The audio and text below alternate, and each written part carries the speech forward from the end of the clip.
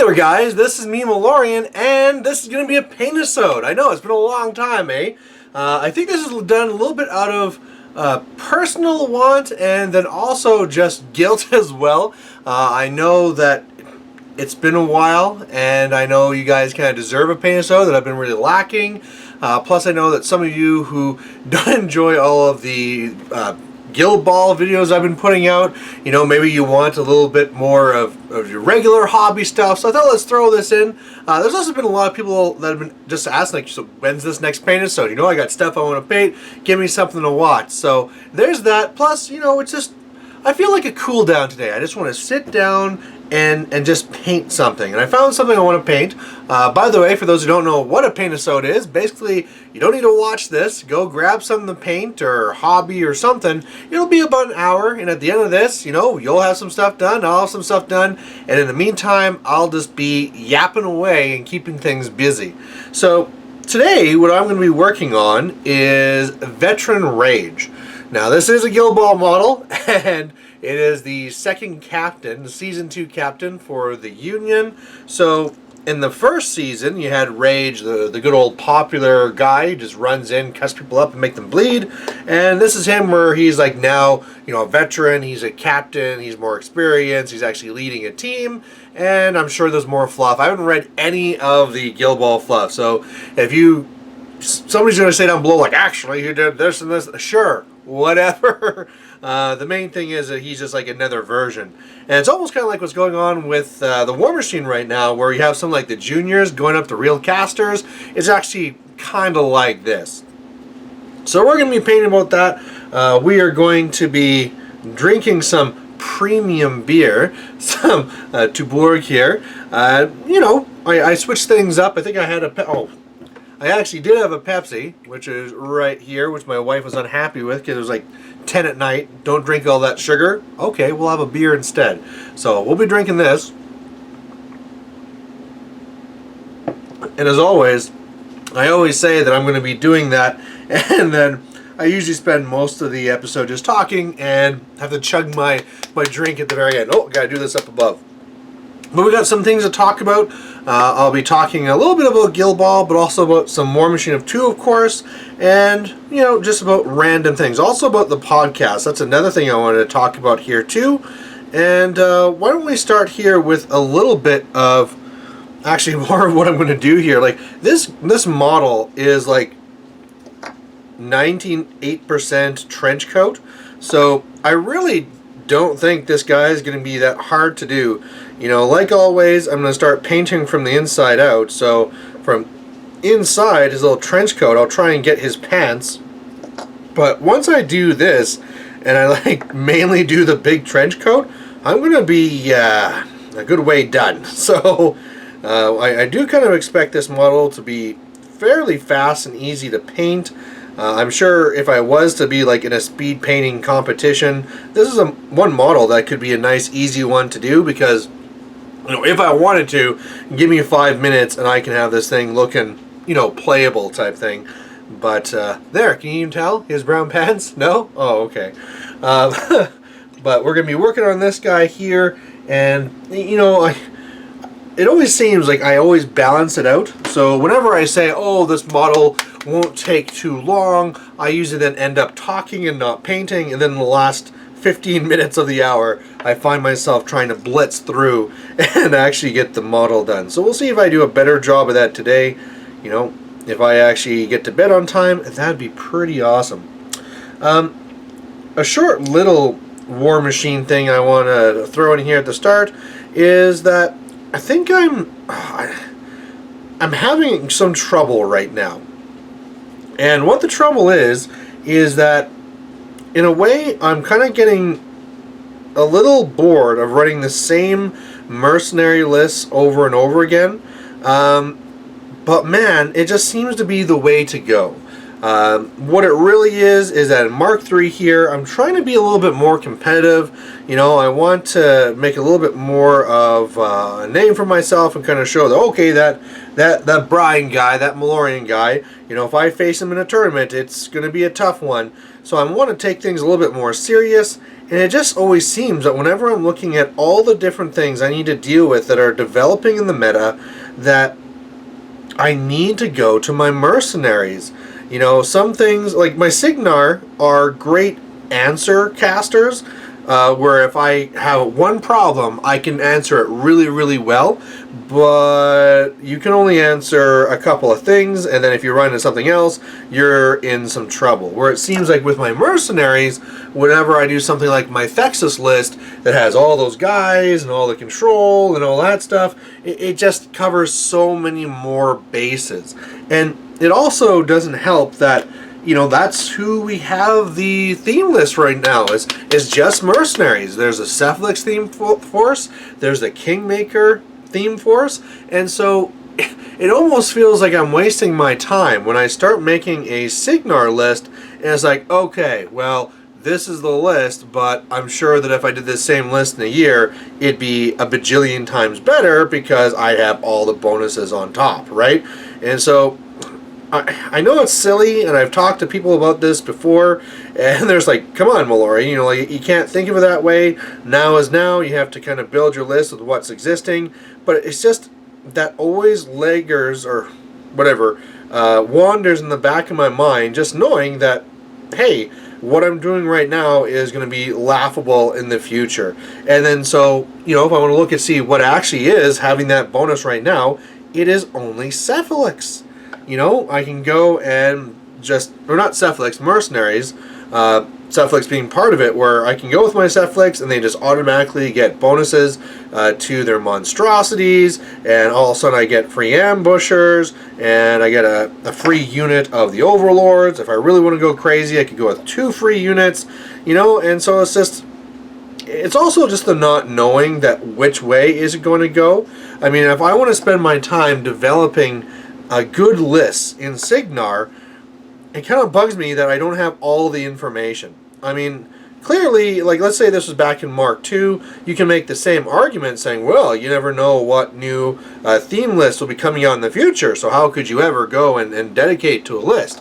Well, okay, well, that's all well and good, but I'm pretty sure that right now they have all the theme lists, or a good chunk of theme lists, for all the factions ready to roll out. And I don't know what the rollout timing is. You know, I've heard that they're going to be linked with books, but then again, hey, this Kingmaker one came out with a no quarter, so who knows how this is all actually going to go down.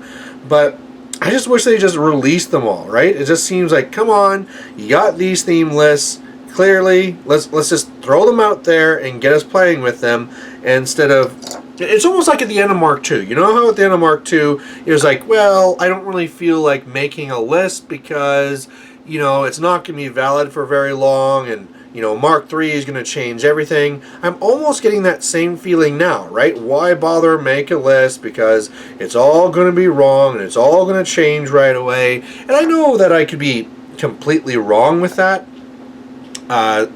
You know, there'll be some list that will be still really good out of theme, right? That's always going to be a thing. But then again, Privateer Press has said to themselves that they want everybody to be playing in theme. And if that's the case, well, then clearly the themes are going to be superior, right? In one way or another. And that, sure, you can make a playable list running out of theme. But again, if they want to be forcing people's hands to make them play in theme, they're gonna be good. So it's just so hard trying to convince yourself, saying, oh, I better try and find something out of theme to play, when I know that it's just going to be, you know, I'm not going to be playing it later. You know, it goes with the same thing with painting, right? That same thing kind of fell in with painting, where at the end of Mark II, you kind of were left with a feeling like, oh, you know, I don't feel like I really need to paint this because I don't know if I'll be using it in Mark III. You know, it's always good to paint, and it's relaxing to paint. But of course, whenever you got that like tournament push, whenever it's like, oh, I got a tournament coming up and I got to paint these models, have them ready, you know, that was always very helpful. And so knowing that, hey, this model or unit is in my list and it's not painted yet, well, guess what's the priority, right? Pull those guys out and let's get them painted. And then, again, like I was saying, at the end of Mark II there, well, it was kind of like that priority's gone because you have no idea what actually is going to end up in your list. And that's where I am right now. So I know I've taken kind of like a long way to kind of explain it, but it's just, you know, it seems like a lot of people, when I try and tell them about it, it just doesn't make any sense to them. Like, oh, come on, you know, Malorian, we're here in the middle of Mark III. You should be going crazy and trying all these lists. And again, I do agree with that, and I start getting into it, but then I just start saying, well, what about the theme? I'm just sure that if I make this later, that, oh, all of a sudden these things would be getting a bonus, or it'll be if you take X amount of this, you get a free that, right? And it's just, I wish I could know those things now. And it's, of course, useless even trying to, I mean, it's all just wishes, right? It's not like Will Hungerford's going to see this and release the new Buccaneer theme. That's another thing I can talk about, is the whole Buccaneer debacle that kind of happened here a couple of days ago. But yeah, man, that's a good way for me to stop complaining about theme lists, is for me to start, I don't know, explaining what happened with the Buccaneers. So I found this kind of interesting. Of course, I'm in love with Buccaneers. I play the hell out of them, and I think they can do wonderful things with Magnus, where they can rush up and they can block things. I've done many battle reports with them. I've done actually just a specific Malorian or War Machine 101, where I went through all the theory and talking about how it's all supposed to work in different situations. And still, there's a lot of people out there that just think it's trash. And you know, it's not even just a thing where, oh, it wouldn't work in this situation. Sure, okay, there's some situations where it is not good, you know, and I would say straight up, like, don't drop it against Circle, because they're just going to jump right over you. Or if you see that in the list, they have things that have a bunch of parry, probably not the best thing to use, right? Or if there's just tons and tons and tons, like over the max, let's say like Abby 2, right? Where they're just going to absolutely smash your Buccaneers and you just can't hold out long enough, right? Okay, that's not what the list is designed to, and I can have that discussion. But there's a lot of people out there that are just straight up shutting down the conversation before it even happens. Oh, Buccaneers are stuck. That's it. And it's like, well, okay, well, wait a second. You think of, nope, Buccaneers stuck. Okay, but if you could just for a second, nope, they're stuck. Okay, whatever. So, you know, sometimes it gets a little bit frustrating, other times it's comical, but where this actually came in was actually with Chain Attack. So, Chain Attack, I'm a big fan of their show. You know, I watch it or listen to it all the time. I can't say I've been listening it from like the very beginning, but almost. Like, I'm pretty dang close. I've been listening it from like maybe like episode 10 on, right? And then of course I went back and listened to the others. So when I'm going to be saying this now, realize that it's, you know, not me just attacking them as a rival or as a critic or something. It's more just like, you know, a thing where I'm used to certain things coming from them, and sometimes I have hopes and sometimes they don't really go with those hopes, and that was this time here. So hey, you know, everyone has their own way of playing, but I always kind of hope that when they go through and explain things, that they'll kind of cover some other options too that are popular. And so I guess I've thrown this, I've been explaining this long enough, but what it really comes down to is that in their last battle report, it was Magnus. So they had a Magnus list up against Maddox, and I was like, oh boy, here we go. Like, first of all, I want to see what they did with Maddox, because, hey, Beth Maddox is a new caster. I want to know what type of builds and tactics they're going to be coming up with, and that part was great, and I loved it. And then it came to Magnus, and it was the same old, like, oh, Magnus is kind of garbage. You know, if you're going to play Magnus, you got to really play for the snipe, and so it's just really all about the Galleon. You know, Magnus is just kind of like an inferior Galleon caster, and the feat's kind of, what does he call it? The feat is poop, is what he called it. So, you know, I am kind of like, I'm not really giving them full justice there, because they weren't totally negative on Magnus. You know, they did say some good things, but the biggest thing overall is that they said that the feat was poop and not any good, and also they didn't really talk about the whole idea of jamming with it either. And I know it is kind of like a jank play, but in Mark III, where light spam is a thing, you know, you think that this would be the perfect spot to talk about it, because this is just like, say, you know, with Nemo 2 or something like that. I feel this is a real key caster that actually takes advantage of it. So I was looking for a little nod or a little mention of it, and it just wasn't there. There was no buccaneer in the list to try and proc feign death, and of course there's nothing after saying, hey, you could be taking 6+ of these guys and they can do this. It's more so, oh, the feat seems to be like you want to go in there and hit and run away.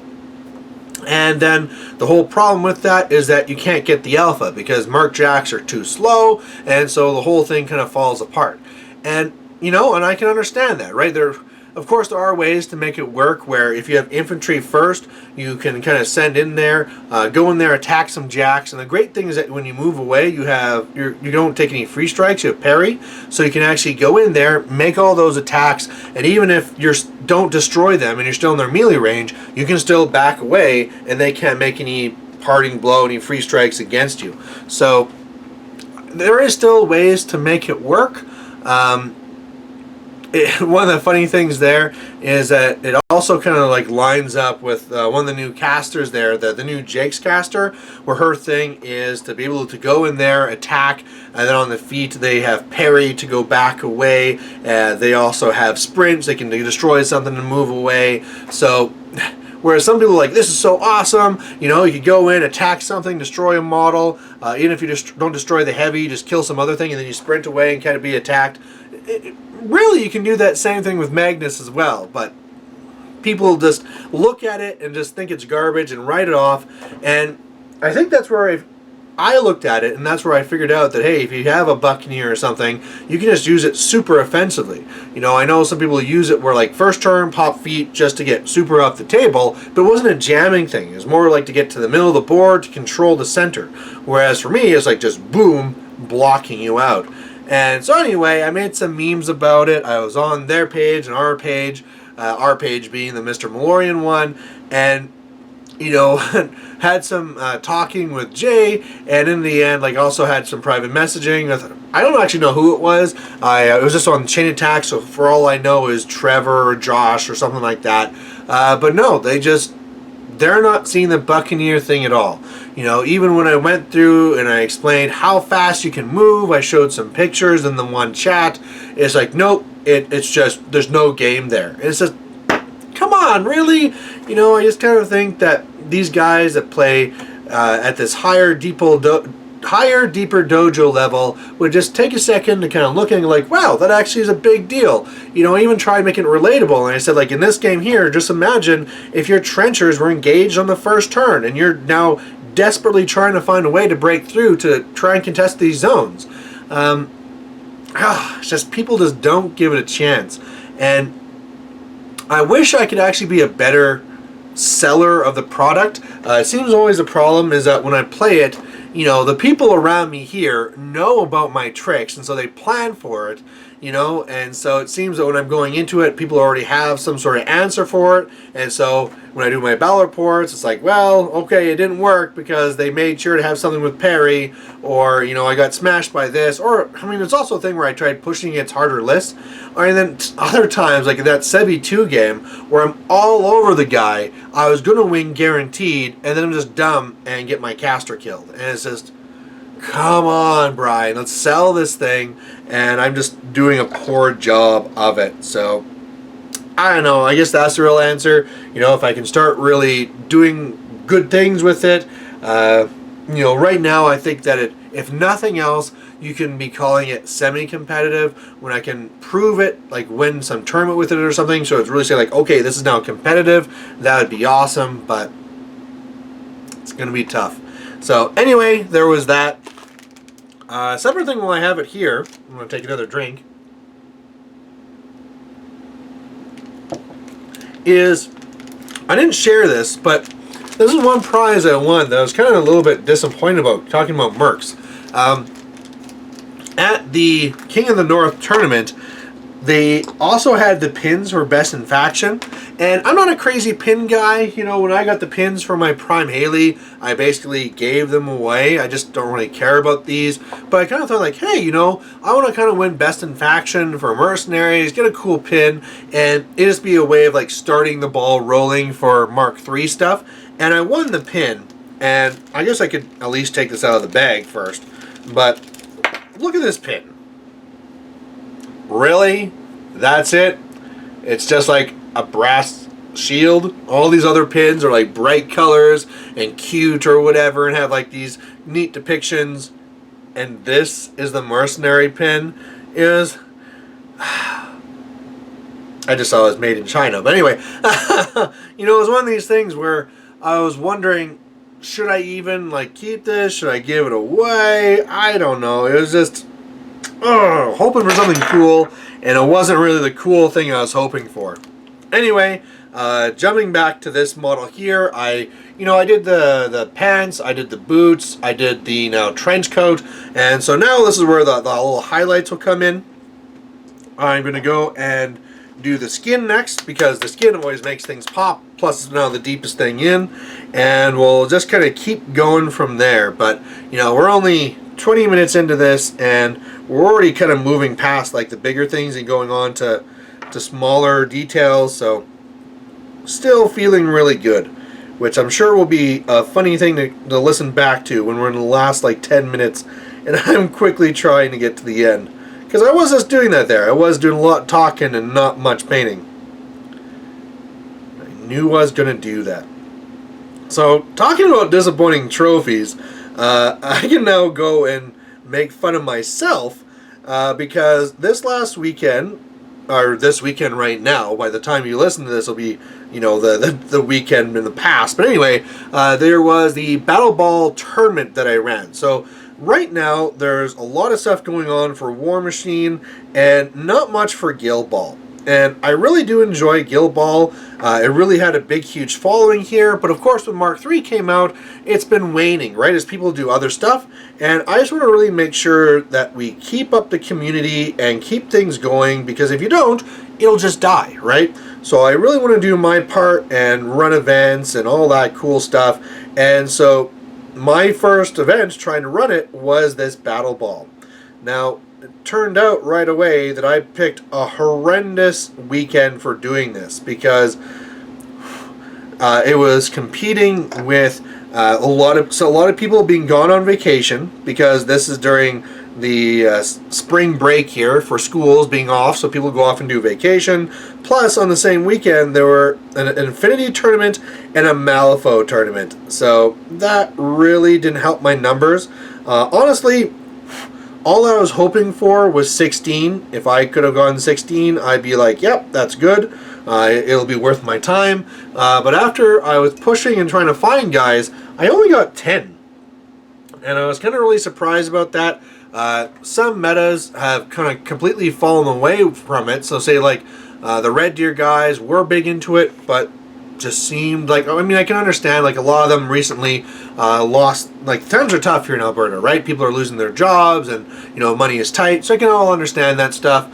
Another close city here, Calgary, they're actually starting to get a big revival, but they're all doing, like, smaller, like, Journeyman League build-ups and stuff, so we gotta try and encourage them to come in. We got people coming in from Lethbridge, though. That's 6 hours away, so that's pretty crazy and awesome. Hooray, look, I put skin on. Right. Anyway, so, you know, not as many people as I would have hoped, but still was enough that I was like, okay, you know, it's an okay tournament. However, then we get to the money side. So if you guys were always just one of those people that go to tournaments and kind of like wonder, like, oh, I wonder if these TOs, like, there's like pocketing all this money and all this stuff. No. Like, in this one here, I am definitely not making anything off this. I definitely lost money, because all those 10 people, I even had 2 people drop, and so that really sucked. But when we were, let's say for the 8 people, let's say for the 10 people, all right, we'll go with what it could have been and what I budgeted for, and then we'll kind of come down from there. So with 10 people, I always budget from their money, which I'd cost out $20 per person, which is, fairly reasonable, that from that money, $10 is going to food. I always provide drinks for them all, a fridge full of pop, and also I provide a Subway lunch for everybody. So, I could go cheaper and I could go with like $5 pizza, but I want things to be a little bit healthier, so I go with the Subway. So from that means that from the 10 people, after the $200 I would have, I only have $100, right? Now, after that, I have to deal with my venue. And most venues can be pretty expensive. I actually get a really good deal. So keep that in mind, that when I'm starting to go through this, that this is actually a really good deal, and I'm paying $75 just for the venue. So that means I have only $25 to deal with all the other prizes. And yeah, for this one here, luckily I didn't promise like a best painted or anything like that. It was just going to be first, second, third. And even with that, all I had was $25, which is normally what I pay for just like one trophy. Usually it's a little bit more expensive than that, maybe like $30, $35 per trophy. So yeah, I was definitely in a pinch to trying to figure out how I was going to make this work. For a while, I was wondering if I should actually just go and host it at my house or something to try and save costs. But in the end, I wanted to make this, at a real venue, not a joke thing at my house. And so what I did was I made kind of my own trophies here. So right away, I had to get the tiles made. Let's grab these. Normally when I get the tiles made, I'll get them made at the trophy store. They'll make me the base, they'll make me the little things that go on it, and it's usually a little bit costly there. I sometimes put then different stuff on top, but anyway, that's the way it goes. Well, this time I thought, well, what if I get somebody to 3D print these? Here's one here, and I thought it should be really cheap. Well, unfortunately, because of the person who went through, it still costed $35. So I have $25 in my budget, and I just spent $35 on tags. So I'm already $10 in the red. So I needed to then bring this like cut costs. So what I did is I have all these old trophies from when I was a kid, right? We're talking from like 25 years ago. One's from when I used to play soccer as a kid and hockey. So I went after those. Only one of them was a soccer one, because Guild Ball is kind of a soccer game. So I kind of took that, peeled off the old tile, put on the new one. That's awesome.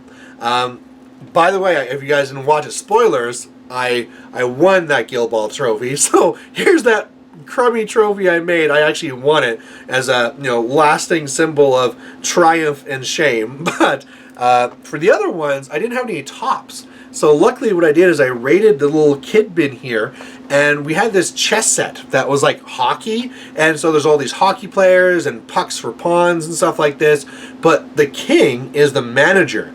And so, it's a good size, it's, let's say a probably a 5-inch model type thing, plastic. But what I did is I took that, kind of touched up the paint from where it had been rubbed off, because the thing is probably like 6 years old, and then just glued that on top. It's like, there'd be like a Guild Ball manager if you win second or third. So I'm sure some people who saw those were like, yeah, cool, that kind of works. I'm sure a lot of others looked at it and were like, oh man, Malorian, your standards are kind of down. But, you got to do what you got to do sometimes. So anyway, what I've now added to this model here, let's close you, is I've now added just the white for the shirt. There's not very much of it, and of course, in trying to get in those small lines there, I had to kind of go back over the trench coat, but that's okay. I knew when I did the trench coat that I would have to do some of these lines after. Now I'm going to start doing the red. So looking from how I did my previous, if I block with my whole hand, my previous rage, he has a red rim that goes around the hat, so I'll get that in there first. And then I also did like a red vest. So what I'm going to do is that this guy has like a weird puff thing here. I'm going to make that red, and that's going to be a way like how I can kind of like transfer that color over. Now the other thing I have to decide on is that this trench coat has a rim that goes all the way around it. And so I have some options. You know, option one is the easy one where I just don't paint it and I just leave it gray like the rest of the trench coat. But this guy is a captain. You know, he should be something a little bit more fancy. And so I'm wondering if I should make that red too to really pop, but it might pop too much. There's with the little trim and the little puff in the front. And so I could do it red, but it might be too much. I could do it black, but then it might just like blend in. So I'm not really sure yet what I should go with. I'm thinking I should make it black. I'm thinking that's what it should be. So we're going to go with that now. We'll close this back up, go to our black. But now I can make another mention on that gill ball. I still can't believe I won that. Like, in the past, normally I just don't play my own tournaments, right? Because if you ever win your own tournament, it really kind of brings up the question like, oh, did you arrange things? Did you like set up a matchup that was good for you? Or did you like cheat the numbers back in the computer? So even though I'm sure a lot of people trust me and they would never accuse me of anything like that, the problem is that I would still worry about it, you know, and it would just be something in my mind that it just doesn't feel right. But in this case here, you know, it was a smaller tournament. I was one of the 8 people playing. So with that there, you know, I do feel it's necessary for me to play, and I do really like the game. So, you know, I'd want to play anyway. And even in the end, I was pretty sure I was going to lose just because this local guy, Jordan Murphy, you know, he's part of the guys that help develop new models and stuff, and he's really good at the game. And so I thought, okay, he's going to win the tournament anyway. I'll go in there and I'll do my thing, and who knows, you know, hopefully it'd be nice if I placed up and got like 3rd place or something, but I'm not going to win. And it seemed to be, it was going to be coming true. You know, it was coming to the last round, and all of a sudden it was going to be me versus Jordan. I was like, okay, this is here. It's all going to end now. It's been a good run, but now it's all time to be done. And, you know, at one point as well, it was, let's try to do this little line going down here. It was 10-0, and for those who don't know Guild Ball, the games go to 12. So being 10-0 means I'm pretty much ready to lose. But somehow it just quickly all came together for me, and I was able to pick up the win, and that was crazy. I was, you know, everybody had to look over for a second because I was cheering and hollering, and it's not like it was in bad taste. You know, it's not like Jordan was upset that I was like cheering and being happy. You know, he was actually happy with it too, because the way it is currently, you know, he almost feels, it seems like that he's also part of the reason why some people are leaving the hobby, because if there's one person who's crushing everyone, like in here for War Machine, it's Gord. You know, it always seems like if you're up against Gord, you're going to groan because like, well, there you go, there's a loss. Like before you even play, you're just assuming that you're going to lose. And that's how it was for Guild Ball with Jordan, right? Oh, Jordan's going to this event. Well, I guess he wins 1st place, right? And so it kind of really takes some of the drive out of it. And so he was happy. Where now it's like, all right, there you go. You know, we've seen that Superman can bleed type thing, right? So, you know, he was happy, I was happy, win-win all around. So this is going to be a trophy, even though I know it's garbage. Okay, there's like a set of trophies where they're like the kid trophies or like the silly events I've gone to, and then there's my serious trophies. The trophies I really do like, and they're in a separate spot. That's where this is going to go. You know, it might be my only Guild Ball win ever, like tournament 1st place. So I definitely want that. It'll also remind me of my first event I ever ran. Plus, you know, this might be the only time I ever beat Jordan. So I want to remember that too. Some people have been worried about that, oh my, there's so many more Guild Ball battle reports on the channel. Is Malorian starting to fall out of love of War Machine, just like how he kind of left Fantasy? No, guys, don't worry about that. I'm certainly still very invested and loving War Machine. This Thursday, I'll be back at that again. And, you know, I was hoping last Thursday, too, that even though I wanted to do a little bit of practice for the Guild Ball, I still wanted to play War Machine there, too. I was actually very disappointed that I didn't end up with a battle report to show you guys from that. So, the list that I had going for that was a Kane 2 list and also a Haley 3 list. So the Kane 2 list is the one with all the hunters, and it's pretty damn scary. It's basically Kane 2, 6 hunters, Ace, then I have Reinhold, Tinker, and a max unit of Blazers, and then that way you have the hunters that can just go and shoot down the world, right? If my opponent has any heavies whatsoever, I can blast them apart. If the enemy caster sticks out their neck for a second, you know, I can blast them apart. And then between the Blazers and also Kane 2, I can kill out all the infantry. And so really where the Haley 3 list came in was if I come up against a list, say like Gunbjorn or Rask or something like that, they're really just 100% just shuts down shooting, then I need something else that does not rely on shooting, right? And I looked at a couple of different lists. I think one I will be liking eventually will be Striker 2. However, there is going to be that new model coming out with Mealtime that I definitely want to run with him. So again, between that and knowing that I'm running so much infantry that I will be getting bonuses in the front, I just can't really seem to bring myself to play Striker 2 right now. So instead I did the Haley 3. I have the double unit of the Sword Knights. I have Min Trenchers in there to block line. I'm running her with double storm clad, double storm knights, or storm blades rather, and a min unit of the mechanics. And so the idea is that the trenchers will make a cloud wall so you can't see and shoot, and then once it gets down to grinding, those sword knights go from 13 to 15 in base to 17 with temporal flux. So they're really like stopping you there and doing a little bit of kills as well. And then meanwhile, then as you're trying to break through that, the Storm Blades with their 1-inch reach can go and start doing some damage. The Storm Clads will be getting 1 free focus from the caster, 1 free focus from the Storm whatever guys.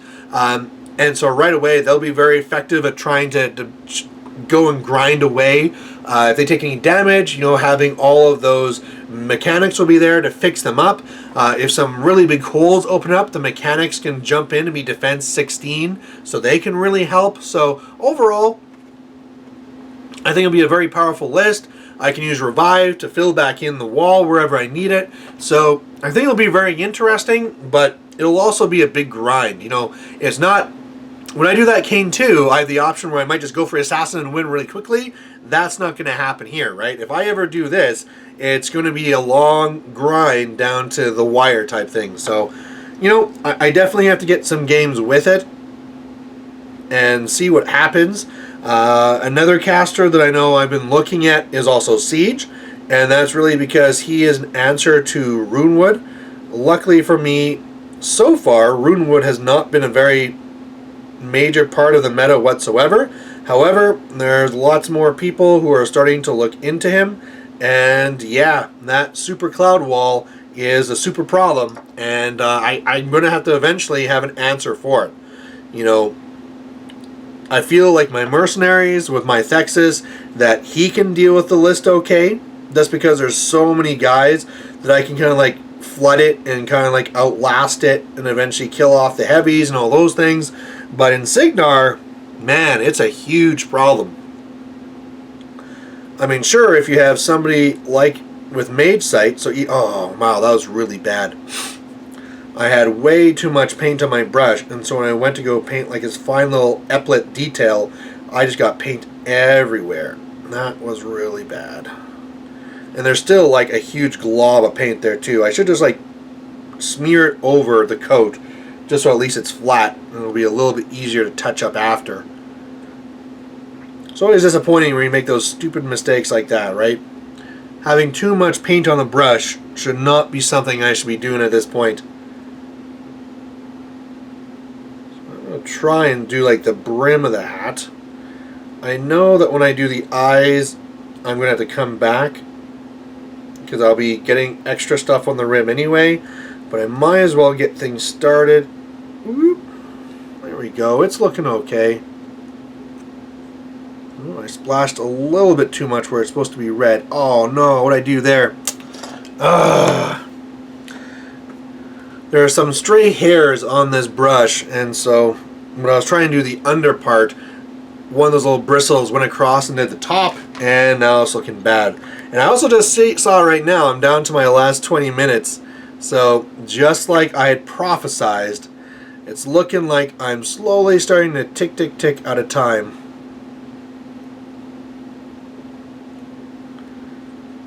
One of the reasons I haven't done these Paintisodes in a while, actually, as well, that I should talk about, is also because I've been working on this Paintisode, on a podcast. So, I'm part of the Idiots of the Round Table podcast. I always try and share some of our videos there on the page as well, the Facebook page. And pretty much every Friday we go and we review a new movie. And the guys here at Force Cinema, they're great for supporting us. They give us free entrance into the movie, and they help share the video and all that. But that's starting to really take off. You know, we're doing these live shows now, getting a lot of viewers, and actually it's at the point now where I know that, you know, I'm not like a gold standard or anything, but those videos or podcasts are getting more views and hits than my own ones here at Mr. Malorian are. So I was like, oh, you know, it's like, when I'm looking to see where to put my time, definitely whenever I look at that, it's like, well, you know, I should really be investing a little bit more time just because, hey, you know, it really is taking off. I already was kind of starting to scale back a little bit of the effort I was putting into this channel. I mean, you guys have seen it where I'm not doing the War Machine Wednesdays anymore, and that's really because to balance the family time, right? When I was going over there and doing that every Friday, and then my own gaming, and then the War Machine Wednesday, it was just too much time dedicated to hobby and not to the family. So the bigger that this podcast got, whereas like it dedicated every Friday, the Wednesday had to go away as well. And now it's turning into a thing where, you know, they might start trying to do some extra videos, try to do some like bonusodes or something. And so, you know, I'm still wanting, I'll still be doing my gaming on my Thursday and doing the videos, but it's just starting to get hard again to balance all these things. And I have kids coming, right? Like I got 2 kids already. In October I have another one coming. So it's like, oh, it's going to start getting really hard balancing all this time. Like today I went crazy. Luckily the kids are at a point where they're a little bit addicted to video games, so I do get a little away with it right now. But the catch up from the games I played at the tournament and the preparation games I did from before, I had to do 6 battle reports today. And, you know, it's not like it's a straight, like, oh, I'm down in my basement for X amount of hours. You know, I go and I record, and then while that's saving, I can go do some chores. Then I come down here and get the movie edited and rendering, and then I can go do some more chores. And it's like back and forth, back and forth, back and forth. Over the course of the day, I'm able to get everything kind of saving and done. But, yeah, you know what, it definitely was like a big chunk of time. And my daughter's asking me, like, oh, you know, can we go swimming? And it's like, oh, I would love to, but I still have like 4 more battle reports I need to do, and this and that. And, you know, when it gets to that point where you start feeling like a bad father, that's where you start questioning it a little bit more. We'll make sure you're doing the right thing and balancing that hobby. I am still watching a lot more. I mean, and that's another thing I'm doing a lot more of right now too, is watching a lot of other YouTubers, say like, you know, advanced maneuvers and stuff like that. Just wanting to try and get more of an idea of where they're taking things in Mark III. I think sometimes people are trying out some really, you know, interesting and different stuff. Other times it seems like they're still just trying to make their Mark II list work. I kind of wish like they'd actually somehow flag that at the start of the video, like the following video will be using Mark II tech, or it's jank time or something like that, right? We're going into it, you kind of know what you're getting into. But yeah, it's just great to see that a lot of people are enjoying it and getting a lot of videos out there. Unfortunately, some of the people have had to stop. There's one, and I don't want to screw up the name of it, but I mean, I'm sure if you're watching, you know you are. He was doing the videos for War Machine, but unfortunately, because he can't really get any more in because the store is kind of far away or whatever, he's switching back over and doing 40K again and getting into 40K. And it's like, oh, don't do that. Stick with the War Machine. But, I can understand that. If you just have a hard time getting games in because it's far away or something like that, if I'm having challenges, I'm sure some other people have their own life challenges as well. Which is why it's nice to sometimes just do these things, right? Sure, I might not have time to fit in a game here or do that there, but hey, when I'm at this point here where the kids are in bed, the wife is in bed, I can breathe, I can relax, and I can paint. Alright, so most of the stuff is done. I've kind of really buggered up this trim at some points. So I'm trying to fix this up. I did the brown of the belt. I did the wood on the hilt of his little cleaver there. I'm going to need to come back down there and do like the metal for the buckles. And he has some buckles on his vest there. Still have to do the facial hair and the eyes and stuff like that. But it really is starting to come together here. Now I know like right now I'm going to start doing that silver, and once I do, it will show off a lot better. Right now it's just kind of looking like this. So if this was across from the table, you'd be like, okay, that's alright. Once I put this silver on, it'll be looking a lot more completed. But I'm kind of looking forward to try this guy. Right now, the current one I'm always doing is Blackheart, and he's really, really good. I'm pretty sure he's going to be getting some sort of nerf here in the future because he just kind of does it all. Ooh, excuse me. Where he is really fast and he can get around and get a lot of crazy angles because he has Shadow Light to move 2 inches at the beginning of his activation. His Legendary lets him move another 2 inches, so he can really like dance around things. And then as well, when he attacks, he can get a lot of dodges and stuff like that. So really, if I need to dance around a line or something, I can very easily do it and then get a goal. And then the other cool thing is that he can do a lot of damage as well, right? If I ever get off his commanding aura and I get like tooled up on him and stuff like that, he just like destroys the world. So he is so good. But I can't just be playing the same guy forever, so it's kind of important that I start broadening, especially if eventually Blackheart does get nerfed. I want to make sure that I'm not left in the dark at that point, that I have some experience and I have like a plan B kind of in waiting.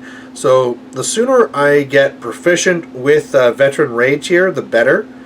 I think one of the biggest drawbacks to taking Veteran Rage is the fact that then you can't take Regular Rage. Regular Rage is another fantastic model where he gets free charges and he gets making people bleed for free, and he just does work for days. And if you can't do work with him, you just go do Tooled Up to something else, right? Like I said, put Tooled Up on Blackheart or Gutter or something like that, and they're just going to do some really nasty things. Well, if you have Veteran Rage, then you can't take Regular Rage, and that means you don't have a source for Tooled Up. Like when I play my Butchers, I have him and Meat Hook, so I actually have 2 sources for Tooled Up if needed, and it really is, very convenient to make it happen whenever I want. But in this case here, I'm just not going to have another option for it. So not getting that +1 would be a little bit dangerous, but hey, he's kind of interesting. He gets to move guys around. He wants everybody to be like ganging up, and once you get ganging up, you start getting extra dice and extra damage. So, he should be different. It's still going to follow my usual path too of just being like let's go kill the guys. You know, that's one of the things where sometimes I kind of wish I could try the other play styles and go more for a scoring game, but it seems like even when I take a list that's designed to win on more of a scenario, or not a scenario, yeah, well, okay, on the scenario on scoring, I still like just end up saying like screw it and going for the kill, right? Even sometimes doing things like putting tooled up on like mist. You know, mist is supposed to be like this, I'm going to go and zip around and get goals and stuff like that. And then I'm just like, nope, you're going to finish off this guy here. You're going to be a killer today. So, all right. If that's the way it's going to be, that's the way it's going to be. Right now, I'm just doing his little cigar. This brush is really starting to fray, so I'm getting a little bit worried that this last stages here, I'm going to end up doing something I'm going to regret. Getting little buckles on his shirt here.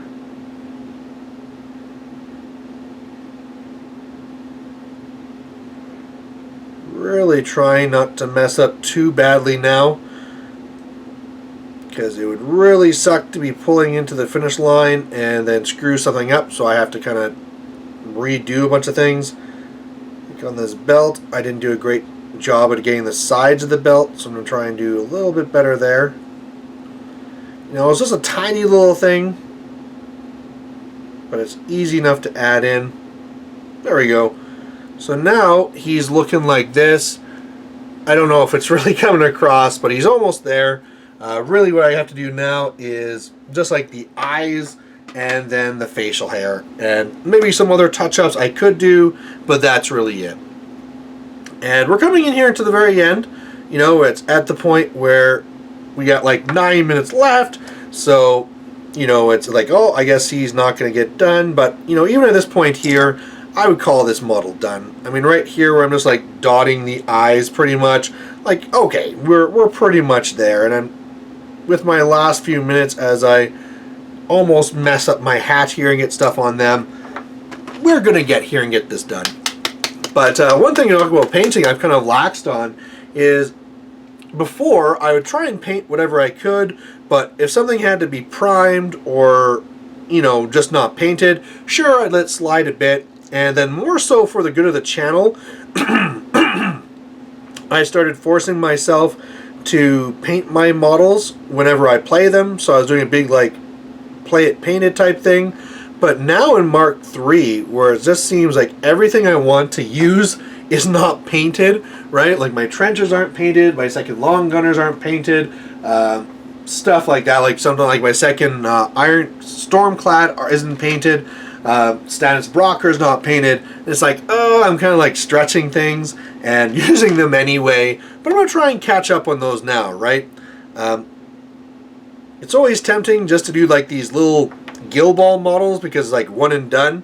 It's not like with the long gunners where I'm going to paint a ton of them in the same pose. You know, I get to do this one interesting model here for Veteran Rage, and then he's good to go. So, but I am going to get back to those. I am going to get some more progress on it. I think, I'm not sure. Like, the problem is I have some things that are like semi-started that I probably should finish.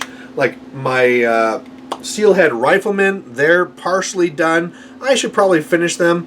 My trenchers are partially finished. I should really finish them. But, oh man, I'm getting into that trap again where I just really don't feel like painting infantry, right?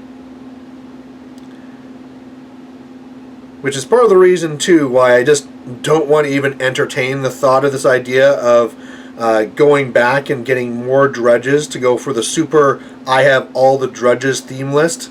You know, it's just like, no, I think I'm happy with all the drudges I have right now. I don't really feel like painting 20 more of them up. Thank you very much. Eyebrows. I know I'm going to get it on the brim of the hat here. Oh, that was not too bad. A little bit on the hat. Come on. Come on, little eyebrow. And I got like this little mustache here, which is right by the nose and the cigar. So maybe I should just accept that I am going to get it all over and fix it. We'll try to sneak around. Did I get it? Yeah, it looks like I did okay. So now his face is actually done. I just have to fix the black on the rim of the hat that I messed up of. There's a little bit of cleanup on the trench coat that I could do. But otherwise, we're going to get this done. So maybe I can start going into my closing spiel. But yeah, you know, if you guys were working on anything while watching this, I do really enjoy hearing about it. Oh, look at that. I just repainted over his eyebrow when I was trying to fix the rim of the hat. So I'm going to go back and fix that too. Ugh. See, you lose concentration for a second, and then you're just ruined. But while I wait for that to dry, oh, I want to actually I'll do this by toothpick. My little surgery toothpick that I can use here. And actually, it's not even like the pointy end. Like in this one here, I had like one end that was pointy that I'd use for like this higher detail stuff. There we go. And then one that was more for this like spreading the glue around for doing the basing. And unfortunately, I dropped and then stepped on my toothpick and like snapped it in half. Did not feel good. And so, yeah. Now I have to kind of use that one for everything. The one glue side. So, as you can kind of guess, something that I use to smear glue around on is not really like the finest point in the world. But anyway, like I was trying to say before I got off track, yeah, you know, if you have any other questions, well, oh, you know, what do you think about this? Could you clarify that? You know, feel free to ask any of those questions here down below. I will come back here and answer any questions you have. Like I said, if you painted anything, please let me know what you're working on. That's always fun to share. You know, you can always send me a picture, either just through the Mr. Malorian Facebook page, or as well, I can do it just to Mr. Malorian at Hotmail. No, not Mr. Malorian, Malorian99 at hotmail.com. You can always send stuff there too. You know, and I'll probably share it on the page there, right? Like, hey guys, look what somebody worked on. One thing I guess I should actually clarify is that I changed the name of the Facebook page, so instead of just being like Mr. Malorian, now it's Mr. Malorian, like War Machine memes and battle reports. So it's kind of a long, unyieldy name, but it does make it a lot more clear to people who are trying to find the stuff they're wanting to. Like if there's somebody who's looking more for fun memes, which is really what that Facebook page mainly does, you know, they know that that's the place to go for it. Or if they're looking for battle reports. We are getting up to 500 likes, which is awesome. Last time I saw, we were like 445 or something like that.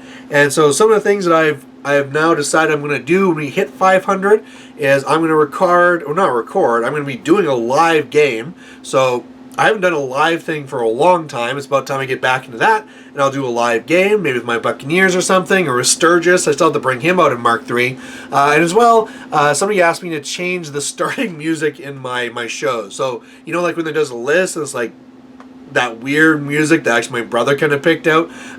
Yeah, I think I'll be changing that too. So, yeah, if you're looking to have that done, invite more people to like the page, or yourself, you know, like the page. But there you go. This has been a successful Paintisode. Veteran Rage is, well, you know what, we got 2 minutes left. You know, if you're watching and wondering if I'm wrong, I'm not currently, this is on the runtime of the video, not with like the intro added. So I'm going to go and I'm going to put the wash on him too. Say that was within the hour as well. The last ones I did where I painted up 2 hunters. Somebody was like, oh, do you even use washes? And I'm like, well, yeah, I do. It's really hard sometimes to see those washes on the big flat models like Jack's, because the wash, if you have something like scales or lots of fine detail, the wash is perfect for that, right? Because it has all the nice little cracks to go into. But when you don't have that and it's just large flat surfaces, there's nothing for the wash to really to show off, and it just kind of like goes and slides off. So I know I use a cheap water one that I make myself, but yes, I do use washes. You've now seen it. I just did it in front of you. Unfortunately, this model does suffer from what I just said. Plus I'm getting a lot of bubbles, which is why I keep blowing on it to pop the bubbles. But there you go. He's now done. He's now washed. I'll probably post a picture of him up so you guys can laugh at what a crappy job it is. But there you go. Thanks for watching, guys, and we'll catch you later. Bye. Hey there, if you liked watching this video, please go down and give it a like down below you here. And if you have any concerns or questions or comments, please put those in the comment section as well. You know, the best way for me to give you what you want to see is if you tell me what you like seeing and what you don't like seeing. So otherwise, thanks for watching, and we'll catch you later.